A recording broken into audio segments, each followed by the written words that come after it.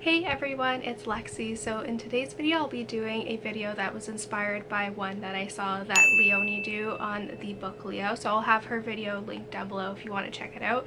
But as someone who is like very OCD and likes everything to be very organized, I was like, this is the video for me. But it talks about how we organize our reading in terms of like what we've read, TBRs, pre-orders, all that stuff. So I thought this was pretty good. I watched a few of them and I feel like I'm a little bit kind of like the old timer in this, because for the most part what I kind of do is mostly on paper. A lot of people like to organize it digitally, so I think I have a good mix of both, but I'm more kind of heavy on the kind of writing it down. So without further ado, let's get started. So in terms of organizing my to be read or TBR pile, I've just kind of compiled a list in my bullet journal, and I leave an open circle in terms of the books that need to be read. And so each month when I plan out my TBR, I can circle, go through the list and see which ones have an open circle and which ones I feel like reading that month.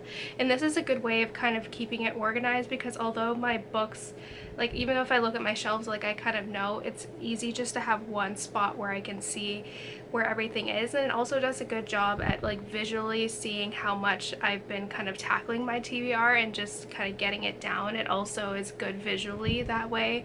I've been using this system I think since 2016, and it seems to work very well. As I get new books, I add it to the list and then I kind of just go from there. So I find this works out really well. And in planning the books for the month that I plan on reading, I typically will just pull them out put them on a special little shelf where I can see which books I plan to read that month are. And then usually if I need to, I just write it down in my journal where I keep my video stuff, so I can refer back to that. But usually I just keep it there to just visually just provide a reminder of which books that I would like to read from, and I can see that selection and choose which one I want to read next. So organizing the books that I have read, it is a combination of both digital and kind of bullet journals. So in my bullet journal I have a yearly kind of wrap up of my books that I've read. I write down how many I have, their page count, and their rating, and then I go through and also kind of tick off at the top of my bullet journal page I have my kind of yearly book goal, which is usually 50, and then as I go through I kind of just tally it up. So that's how I do it kind of in my bullet journal, but then also I keep track of it digitally on Goodreads. This is a way for you guys to see what I'm reading in real time, and it also is another way to keep track of books I've read. If I don't have my bullet journal with me, I can go and see and double check if I usually I remember it, but it's good to have a digital copy of it that spans back a couple years before I started bullet journaling, so it's something special there. In terms of the stats and everything, I keep it it's all the same both digitally and in my bullet journal. So to keep track of the upcoming releases or pre-orders that I've made, I do this in my bullet journal. I usually do this for books, movies, TV shows, and albums that are coming out, and it's just a good reminder for me. Usually I'm pretty good at remembering when something comes out, but it's always nice when I get an email saying my order is shipped. And so this is where I will put, specifically for books, I put the title and the day that it is coming out. So then when it comes, I just check it off in my little box there. I find this works well for me because then I can know when I'm planning my TBR which ones are also coming out that month that I can look forward to. So that is another thing as well, also because I have my TBR on the one side and then my pre-orders on the next page, so I can see it both visually and one thing as well. So I'm very visual. I'm an engineering PhD student, so it's very, I think this is my very strict engineer kind of mind, and it works best for me. So this system I find works really well.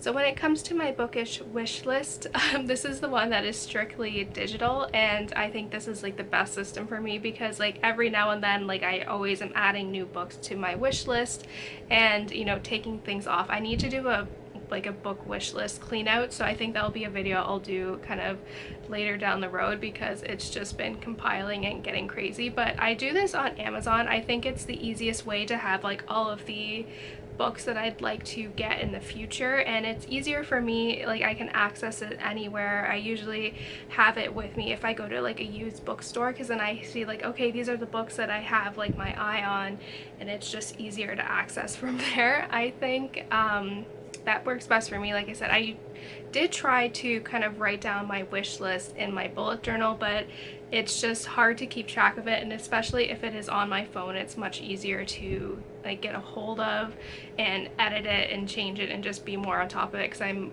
usually have my phone always on me, not always my bullet journal, depending on where I'm going. So this is what works best for me. So that's it, guys. I hope you guys enjoyed this video. Let me know in the comments below how you like to organize your reading and all of that fun stuff. Like I said, I'm very I feel like I'm very old school when it comes to this thing. Like I have a good mix of like kind of, you know, everything, some things being digital, but for the most part I like to rely on my bullet journal. But yeah, thank you guys so much for watching. Don't forget to give this video a thumbs up, and I will see you guys next time. Bye, guys.